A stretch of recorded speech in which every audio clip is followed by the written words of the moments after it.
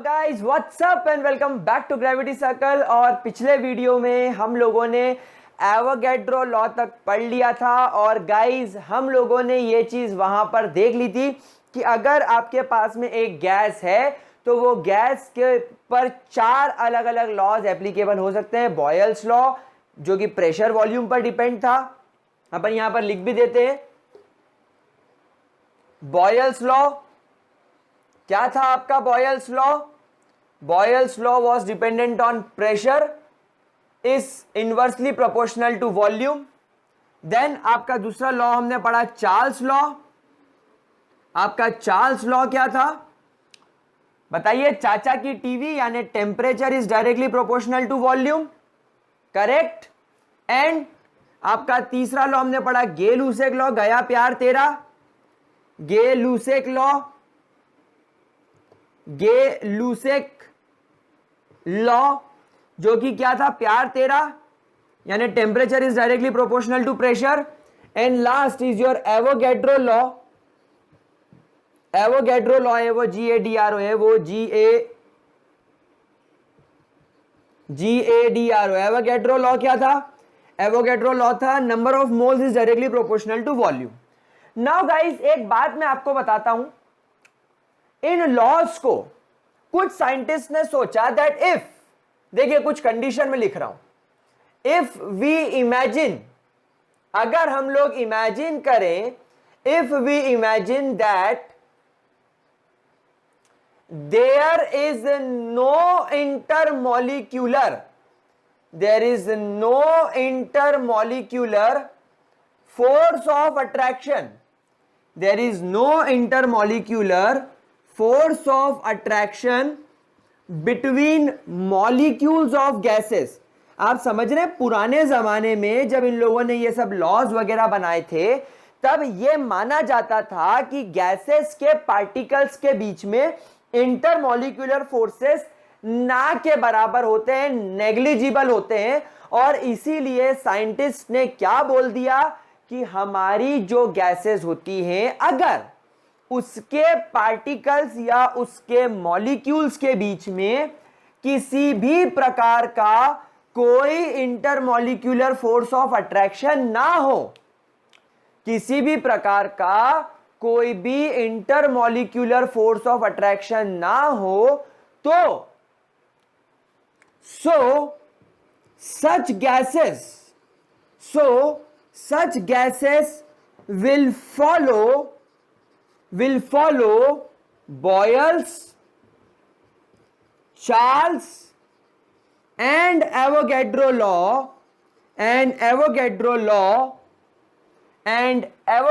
law behaving as an ideal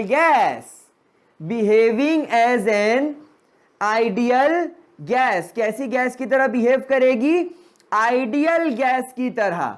अब एक बात मुझे बताओ, आइडियल गैस की डेफिनेशन अगर एग्जाम में आएगी तो क्या लिखेंगे? हम लिखेंगे an ideal gas is a gas in which there is no intermolecular force of attraction between their molecules and it follows Boyle's, Charles and Avogadro law under all conditions.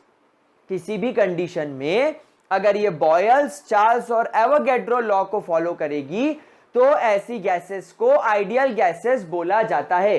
Sir एक question आया, क्या गे लूसेक law को follow नहीं करेगी? तो मैं आप लोगों को 2 मिनट में इसको प्रूफ करके बता सकता हूं।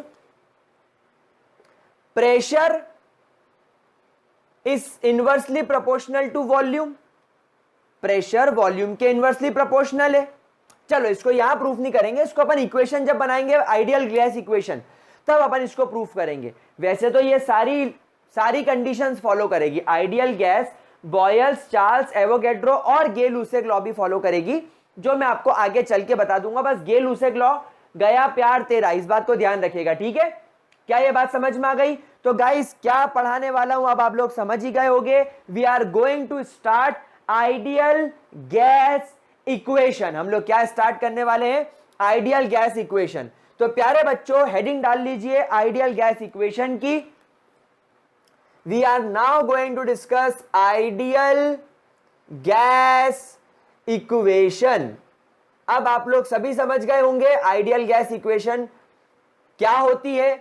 एक ऐसी इक्वेशन जो आइडियल गैस के लिए डिराइव करी गई हो। What is an ideal gas? एक आइडियल गैस ऐसी गैस होती है जो बॉयल्स, चार्ल्स और एवोगैड्रो लॉ को फॉलो करे और उन गैसेस के पार्टिकल्स के बीच में there is no intermolecular force of attraction. Is that clear to you? चलिए, व्हाट इज बॉयल्स लॉ? फिर से लिखना पड़ेगा एक बार मुझे। बॉयल्स लॉ क्या है प्यारे बच्चों? Volume is inversely proportional to pressure. लिख सकते हैं? हाँ, लिख सकते हैं। मैंने pressure is inversely proportional to volume लिखा था, पर अब मेरा कुछ यहां पर मोटिव है, इसलिए मैं यहां पर इससे ऐसा लिख रहा हूं। चार्ल्स लॉ, चाचा की TV, volume is directly proportional to temperature. अब आप समझ गए को मैं वॉल्यूम वाली टर्म एक साथ लिख रहा हूं। I am writing the term volume separately, ठीक है। देन आपका last Avogadro law. Avogadro law, what is Avogadro law? Volume is directly proportional to number of moles. Under all conditions अगर ये ऐसा कुछ फॉलो करती है तो अगर आप इन तीनों इक्वेशन को सम कर दो तो volume is directly proportional to n T by P. Volume is directly proportional to moles, temperature and inversely proportional to pressure. Equation number 4, मैं प्रेशर को इधर ले जाता हूं तो ये हो जाता है PV is directly proportional to n T. Equation number 5, जल्दी से बताइए व्हाट इज गे-लुसेक लॉ। क्या मैं ये रब कर सकता हूं? प्लीज प्यारे बच्चों इसका स्क्रीनशॉट ले लो। लो में हट गया, स्क्रीनशॉट ले लो। चलिए, बहुत बढ़िया। अब मुझे बताओ व्हाट इज चार्ल्स गे-लुसेक लॉ। गया, व्हाट इज गे-लुसेक लॉ? मैं यहां लिख देता हूं। गे-लुसेक क्या था? क्या सिखाया था? गया प्यार तेरा, जी से गया, पी से प्यार, टी से तेरा, pressure is directly proportional to temperature. यहां पर भी देखो pressure is directly proportional to temperature. तो गे-लुसेक लॉ को ये लोग इंक्लूड नहीं करते क्योंकि गे-लुसेक लॉ के अंदर वॉल्यूम की बात नहीं करी जा रही है और आइडियल गैस इक्वेशन में हम लोग वॉल्यूम की बात करके चल रहे हैं, तो इसीलिए बाकी वो फॉलोएबल है, ठीक है। अब जैसे यहां से हम लोगों ने प्रोपोर्शनलिटी कांस्टेंट हटाया तो ये बन जाता है PV is equal to n, एक नया कांस्टेंट आ जाता है R T. PV is equal to n R T, which is your equation number 6 and this equation is called as ideal gas equation. इस इक्वेशन को बोला जाता है ideal gas equation. Ideal gas equation. अब यहां पर अगर अपन आर की बात करें तो what is R? R is ideal gas constant. इसे क्या बोला जाता है? Ideal gas constant. And ideal gas constant कैसे निकाल सकते हैं? आइडियल गैस कांस्टेंट निकालने का फॉर्मूला होता है P multiply by V divided by N multiply by T। यानी अगर आप किसी भी गैस के लिए, किसी भी गैस का अगर आप प्रेशर बढ़ाओगे तो उसका वॉल्यूम भी बढ़ेगा। जब प्रेशर और वॉल्यूम बढ़ेगा तो टेम्परेचर के अंदर भी चेंज आएगा, टेम्परेचर भी बढ़ेगा और उसके मोल्स भी बढ़ेंगे। तो जो भी आपकी वैल्यू आएगी, अगर आपने यहां पर P1, V1, N1, T1 रखा है तो आपको एक वैल्यू मिलेगी। फॉर एग्जांपल अगर आपने यहां पर प्रेशर रखा 1 atm, वॉल्यूम रखा 22.4 लीटर, नंबर ऑफ मोल रखे आपने 1 मोल एंड आपने टेम्परेचर रखा 273 केल्विन्स। जरा मैं इसको सॉल्व कर लूं कैलकुलेटर लाकर। चलिए मैं कैलकुलेटर लाकर इसको सॉल्व करूंगा। कहां गया कैलकुलेटर? कहां गया calculator?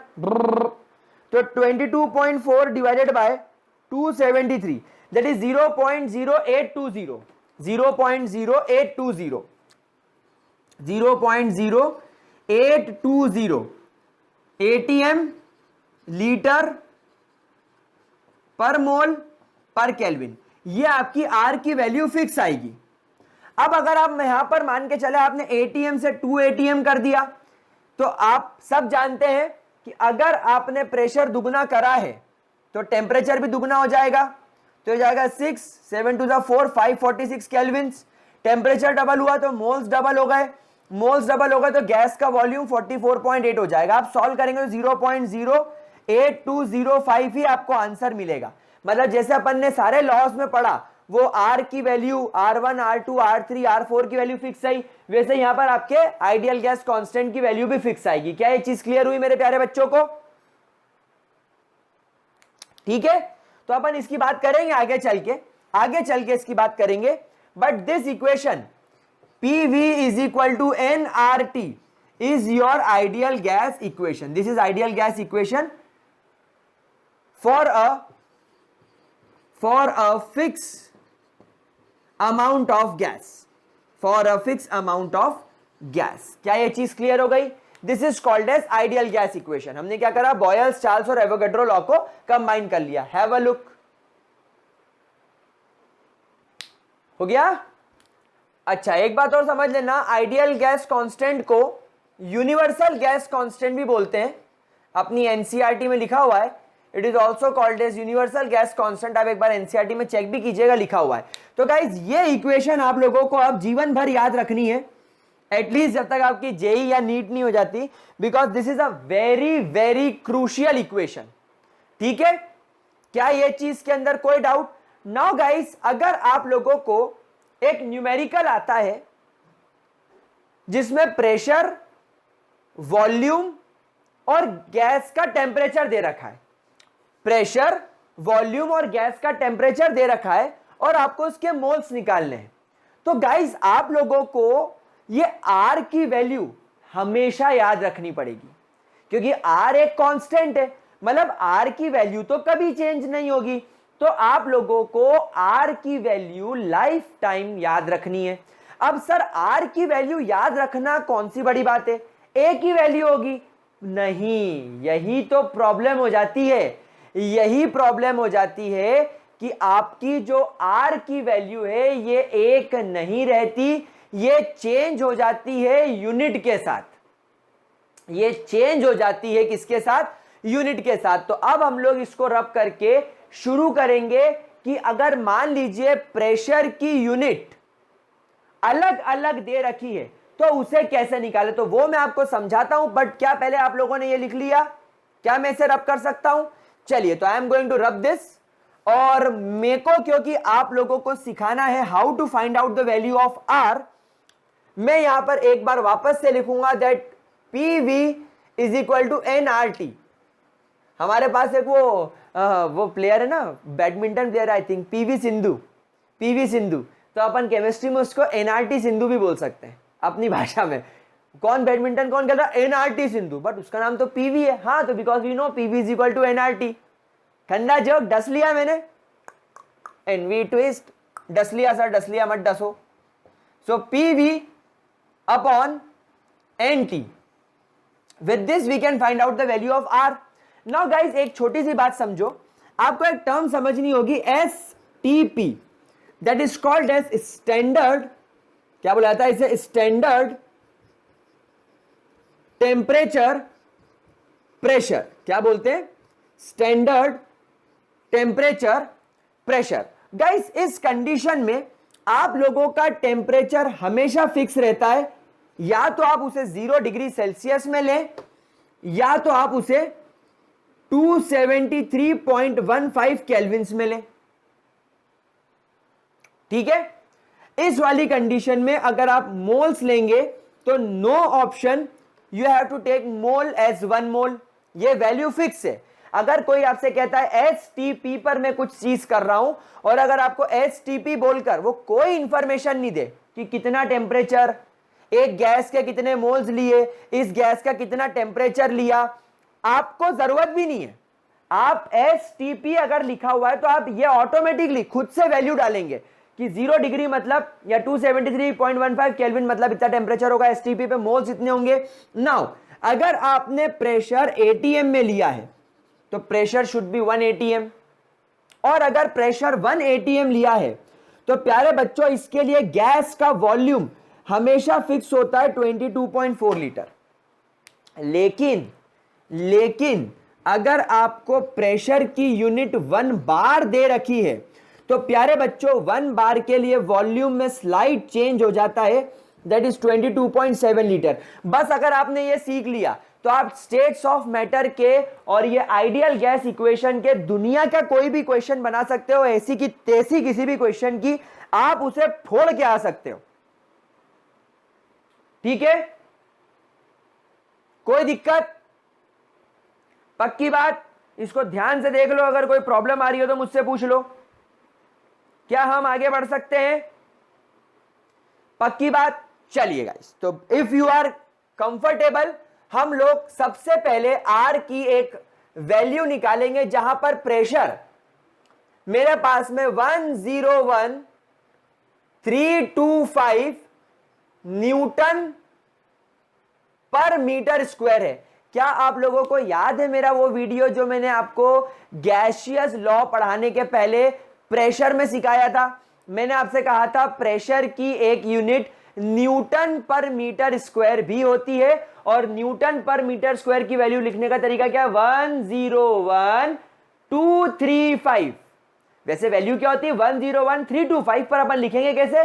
101,235 newton metre square multiply bye.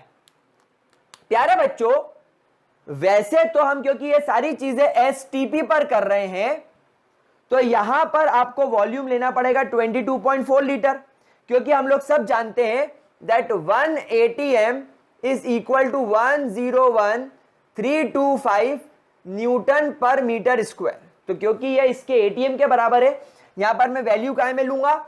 22.4। लेकिन प्यारे बच्चों, क्योंकि यहां पर फॉर्मूले में मीटर आ रहा है, आप यहां पर लीटर मत लीजिए। हम लोग सब जानते हैं 1 लीटर बोले तो 10⁻³ मीटर क्यूब, क्योंकि हम लोग सब जानते हैं कि 1 मीटर क्यूब बोले तो 1000 लीटर। भाई आता है कि नहीं है? ये बहुत इजी है लाडले बच्चों, मेरे प्यारे बच्चों, समझ रहे हो?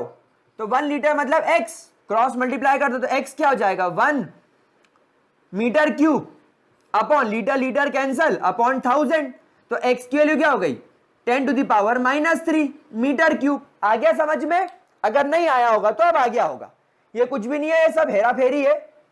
ये सब अपने राजू, बाबू भैया, जमाई, लकूत्रिया, इन सब लोगों की वजह से है ये। सो 10⁻³ मीटर क्यूब डिवाइडेड बाय, क्योंकि एसटीपी खेल रहे हैं, नंबर ऑफ मोल्स आप 1 मोल रखिए, और ਤੁਹਾਡਾ टेम्परेचर 273.15 केल्विन रखिए। क्या यहां तक की बात में किसी भी तरीके कोई दिक्कत? अब सबसे पहले तो आप इस मीटर क्यूब को इससे कट कर दो, यहां पर सिर्फ बचेगा मीटर। ठीक है, अब न्यूटन मीटर, एक बहुत इंपॉर्टेंट बात सीखिए, newton metre is the unit of joules, energy की यूनिट है ये, जूल्स। क्या ये बात समझ में आ गई? क्या ये बात, इतनी बात समझ में आई? क्या इतनी बात मेरे प्यारे बच्चों को पल्ले पड़ी? जल्दी बताइए,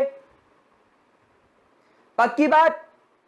तो गाइस, आप कैलकुलेटर से इसको कैलकुलेट कर सकते हैं। मुझे इसकी वैल्यू याद है, इसलिए मैं डायरेक्टली इसकी वैल्यू लिखूंगा। जब आप इसे सॉल्व करेंगे आपको वैल्यू मिलेगी 8.31 newton into metre is called as joule, और ये केल्विन नीचे है इसलिए पर केल्विन, और मोल भी नीचे इसलिए पर मोल। ये आपकी आर की वैल्यू हो गई। अब अगर आपको क्वेश्चन में प्रेशर अगर न्यूटन मीटर में दिया हो, समझ रहे, लीटर्स की जगह मीटर क्यूब में आपको वैल्यू दे रखी हो, 1 मोल और 273 केल्विन बोल रखा हो, तो आप आर की जगह ये वैल्यू पुट करेंगे। आपको अगर आंसर जूल्स में चाहिए तो आप ये वैल्यू पुट अप करेंगे। क्या ये बात समझ में आ रही है? तो ये पहला तरीका हो गया आपकी आर की वैल्यू पता लगाने का। Is that clear to you? Is there any kind of doubt? I repeat, any kind of doubt? जल्दी से इसको नोट कर लीजिए, आगे बढ़े। चलिए सेकंड कंडीशन। सेकंड कंडीशन, अब अगर आपको यहां पर आर की वैल्यू निकालनी है और आपको प्रेशर दे दिया जाए 1 बार, तो प्रेशर 1 बार हो गया, तो 1 बार प्रेशर हो गया, तो वॉल्यूम कितना हो जाएगा? Not 22.4 but 22.7 litres divided by, आप एसटीपी पर, क्योंकि यहां पर भी आप एसटीपी पर वर्क कर रहे हो, मोल्स 1 मोल रहेंगे, टेम्परेचर 273.15 केल्विन रहेगा। हम कुछ देर पहले इसको सॉल्व कर चुके हैं, दैट इज 0.0821 बार लीटर पर केल्विन पर मोल। तो आपको यहां पर देखना है, यूनिट के हिसाब से क्वेश्चन को सॉल्व करना पड़ेगा। अगर आपके क्वेश्चन में प्रेशर बार में दिया है, वैल्यू लीटर में दी है, केल्विन्स में टेम्परेचर होता है और मोल्स दे रखा है, तो आपको आर की जगह 0.0821 रखना है। ऊपर वाला रखोगे तो गलत हो जाएगा, क्योंकि ऊपर वाला या तो एटीएम के हिसाब से ठीक है या तो वो जूल्स के हिसाब से ठीक है। इस बात को फोकस करें, जल्दी से इसको नोट भी करें, ठीक है। अच्छा, ये 22.7 लीटर होने की वजह से 0.0831 होगा। इट इज 0.0831 है ना, क्योंकि अपन यहां बार में लिया है। एक बार कैलकुलेट कर लो, मैं भी कैलकुलेटर से एक बार कैलकुलेट कर लेता हूं। चलिए लेट्स क्रॉस चेक। ये हो जाएगा 22.7 डिवाइडेड बाय 273.15, 0.0831। ठीक है, तो हमारी वैल्यू ये ठीक है। तो आप सेकेंड वैल्यू ये याद रखेंगे। चलिए थर्ड वैल्यू निकालते हैं। अब अपन यहां पर वही एसटीपी कंडीशन ही रखेंगे, लेकिन यहां पर प्यारे बच्चों एसटीपी कंडीशन में बस यहां पर एक छोटा सा चेंज हो जाएगा। R is equal to pressure. अब आपको 1 एटीएम दे दिया है, तो अगर प्रेशर 1 एटीएम है तो वॉल्यूम 22.4 लीटर हो जाएगा। मोल्स आप अभी भी 1 मोल रखेंगे और टेम्परेचर आप 273.15 केल्विन रखेंगे। तो जब इसको सॉल्व किया जाएगा तो वैल्यू बिल्कुल इसके आसपास आएगी, 0.0821। देखो यहां पर क्योंकि 7 था इसलिए 3 हो गया, यहां पर 4 है इसलिए वैल्यू 2 हो गई, यानी थोड़ी सी कम हो गई। और यूनिट क्या बनेगी, एटीएम लीटर पर केल्विन पर मोल। तो प्यारे बच्चों मेरे ख्याल से आप ये 3 आर की वैल्यू याद रख सकते हो। आपको जो यूनिट में वैल्यूज दी जाए आप उस हिसाब से सॉल्व करेंगे। फॉर एग्जाम्पल अगर आपको प्रेशर न्यूटन मीटर में दे रखा हो, न्यूटन पर मीटर स्क्वायर में, आपको वॉल्यूम मीटर क्यूब में दे रखा हो, तो आप ये वाली वैल्यू पुटअप करेंगे। अगर आपको प्रेशर एटीएम में वैल्यू लीटर में दे रखी हो तो ये यूनिट लगाएंगे, और अगर आपको बार में प्रेशर दे रखा हो तो आप आर की वैल्यू ये वाली यूज करोगे। खैर अपन आगे जब न्यूमेरिकल सॉल्व करेंगे तो ये चीज और अच्छे से क्लियर हो जाएगी। बट बिफोर दैट आर की ये 3 वैल्यू आप लोगों के नोटबुक्स में अच्छे तरीके से इसे बादल में रखी हुई होनी चाहिए, क्योंकि ये आज नहीं, ये 12th में भी काम में आएगा, ये लाइफ टाइम काम में आएगी। आइडियल गैस इक्वेशन की वैल्यू और ideal gas constant, universal constant की 3 वैल्यूज लाइफ टाइम काम में आएगी, तीनों एसटीपीज पर हैं। फटाफट इसको नोट करो, रब करके आइडियल गैस इक्वेशन की एक नई इक्वेशन और डिराइव करेंगे। बट बिफोर दैट जल्दी से इसको नोट करो।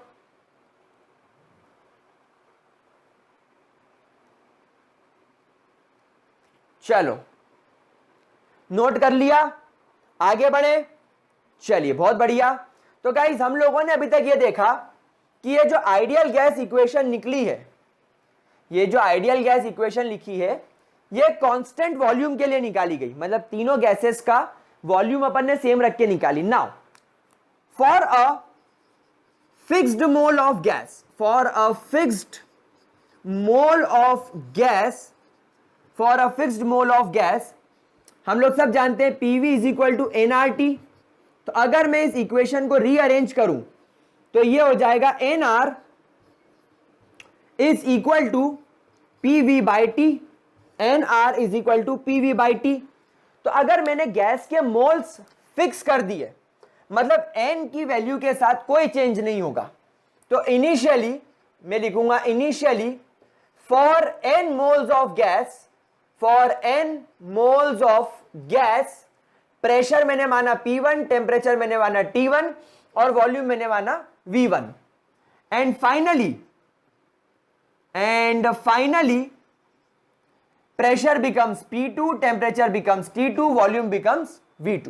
तो इक्वेशन 1 क्या बनेगी, NR is equal to P1 V1 upon T1। ये आपकी इक्वेशन नंबर 1 बन जाएगी। एंड इक्वेशन नंबर 2 क्या बन जाएगी, फाइनल वालों के लिए एनआर नंबर ऑफ मोल्स में तो कोई फर्क ही नहीं है, तो मोल्स अगर केसेस में कांस्टेंट है तो ये हो जाएगा P2 V2 बाय T2। तो put the value of equation 1 in equation 2।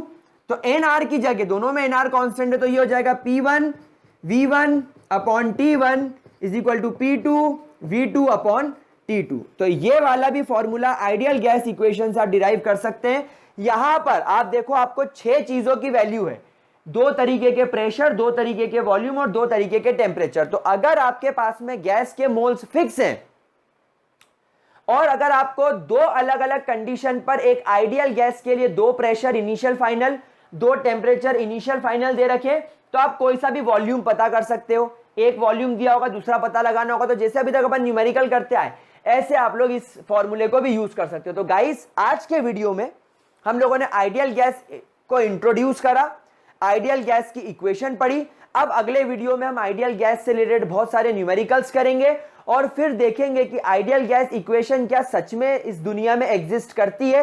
क्योंकि मेरा ऐसा मानना है कि आइडियल एक ऐसे स्टूडेंट के लिए वर्ड यूज किया सकता है जो घर पे भी अच्छा व्यवहार करे, मम्मी पापा की सारी बात माने, दोस्तों के साथ भी अच्छे से रहे, उसमें कोई कमी ना हो, कोई गलत आदत ना हो, पढ़ाई में भी टॉप करे, घर के काम भी अच्छे से करे, हर चीज में, स्पोर्ट्स में अव्वल हो, एक्टिंग में अव्वल हो, हर चीज में परफेक्ट हो। ऐसा तो कोई हो नहीं सकता, कुछ ना कुछ तो कमी होती होगी। तो क्या दुनिया में हर गैस आइडियल हो सकती है?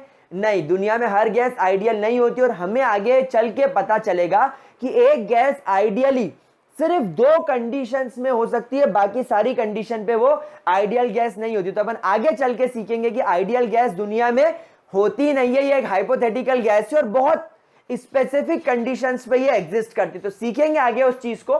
बट आज की क्लास में इतना नोट करो, अगली क्लास में करेंगे इसके न्यूमेरिकल। तब तक के लिए bye bye, see you. Video को लाइक कर देना, ग्रेविटी को सब्सक्राइब करना, दोस्तों के साथ शेयर करना मत भूलना। तब तक के लिए bye bye, have a great day.